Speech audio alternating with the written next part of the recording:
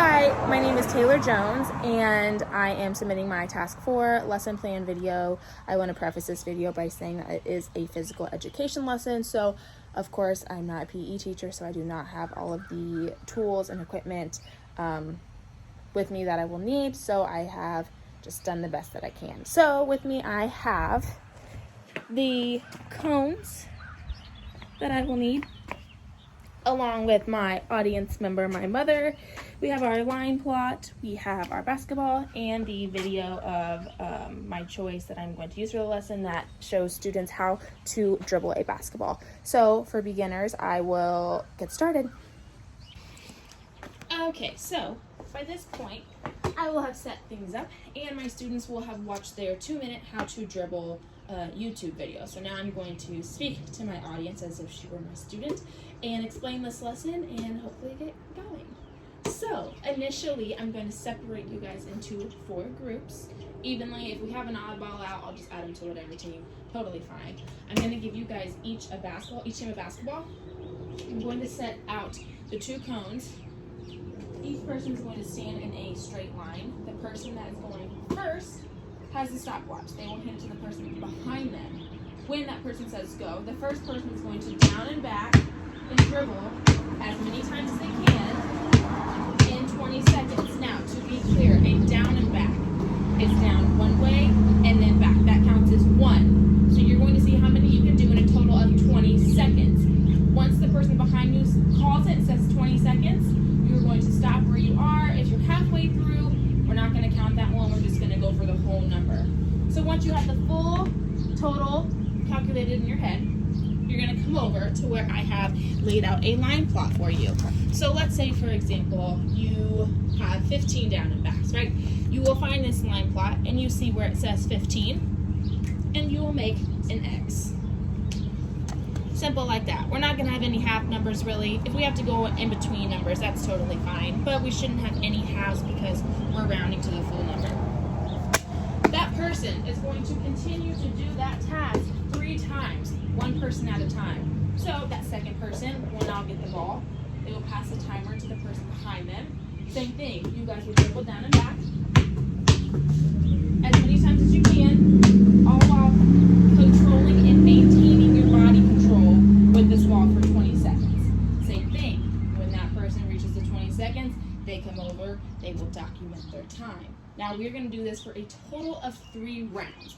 So everyone should have 3 marks on the line plot. You can use your initials, you can use a specific shape or color, whatever you want. I will have the markers and things provided.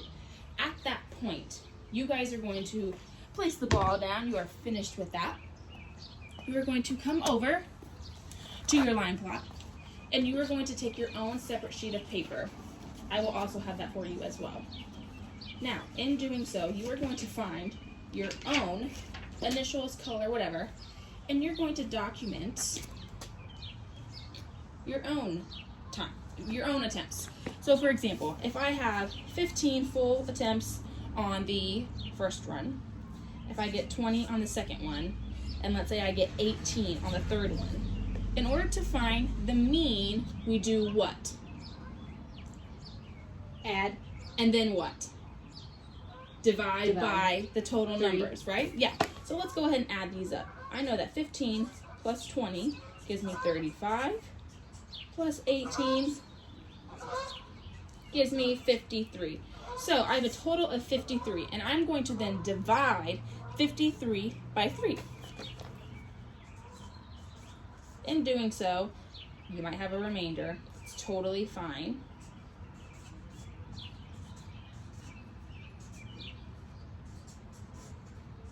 So for example, my average or my mean is 17, remainder 2. Now, the next thing you're going to find is the median. Typically, we know that median means the middle, right? It's right. All in the middle.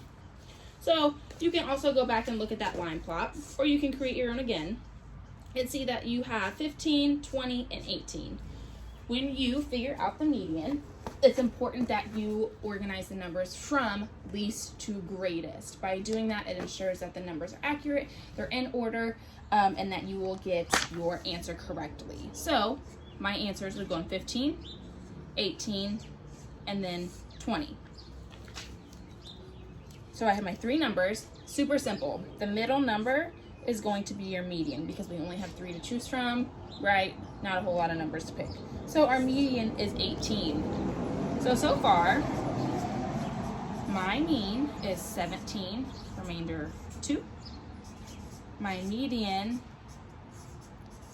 is 18, and mode refers to the number that a certain number may occur. So for example, if I were to get 2 15s or maybe 2 18s, that would become the mode because I had the greatest number of 18 attempts. Now, since I only had one number for each here, the mode doesn't really exist because it doesn't occur more than once. So when you are done with this assignment, you're going to rip your paper out, you're going to come hand it to me. Now, we are going to do this activity all week. We are really going to focus on what the term dribbling means. We're going to try and spice things up, see if we can dribble back and forth between hands, see if maybe we can speed it up to a jog, all while making sure we maintain control of the ball. That's what this whole activity is about. So, the important thing that I want you guys to try and focus on is I want you, out of these 5 days, to try and at least have 4 successful days where you are able to totally maintain control and dribble successfully back and forth down the cone. That will ensure that you have mastered this skill, and you are keeping up and doing everything on track and doing great. Then, when it comes to the math, we can call this our cross-disciplinary lesson. Typically, physical education, this lesson would just be cool dribbling basketball, but I'm also going to add in another skill. Just a sneeze, sorry. I'm also going to add in another math skill, right? This is kind of 2 birds with 1 stone. With that being said, on Friday, you guys are going to have all your papers turned into me. I will then grade them based off of the line plot information to be able to judge whether or not you successfully figured out your mean, median, and mode. Same thing as the days of the week. I'm looking for at least 4 out of 5 successful papers, and then I will know that you have mastered this skill and you guys will be well on your way and we can start incorporating some new tasks. Now, if by chance you are not able to walk, run, use the basketball, dribble in this activity, I want you to know that you are still needed. So for example, if maybe you are wheelchair bound or you have some sort of disability, there are still ways that you can help. So that being said, does anyone have any questions? Nope, I got it. Can you think of a question? So every day that we do this, we're going to do it for the same amount of time, 20 seconds? Correct.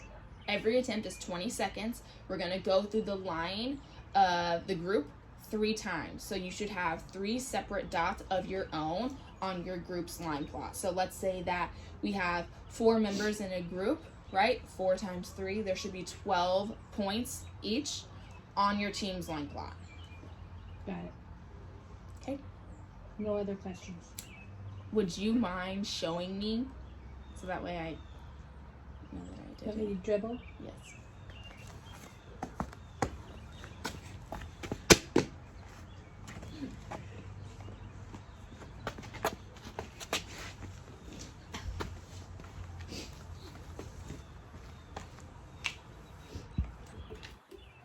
Basketball in a long time. Okay, we are going to get started in 3, 2, and 1.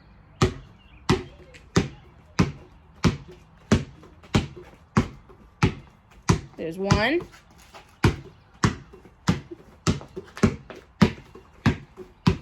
2. And 3. Good job.